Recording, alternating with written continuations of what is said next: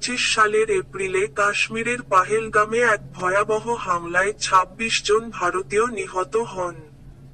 ভারত এই ঘটনার জন্য পাকিস্তান সমর্থিত জঙ্গিদের দায়ী করে এবং ৬ মে অপারেশন সিন্ধুর চালায়, যেখানে পাকিস্তানে ৯টি লক্ষ্যবস্তুতে ক্ষেপণাস্ত্র হামলা চালানো হয়। এর জবাবে পাকিস্তান দাবি করে, তারা ২টি ভারতীয় যুদ্ধবিমান ভূপাতিত করেছে এবং সীমান্তে পাল্টা হামলা চালিয়েছে। এই ঘটনায় দুই দেশের মধ্যে ব্যাপক উত্তেজনা তৈরি হয়েছে।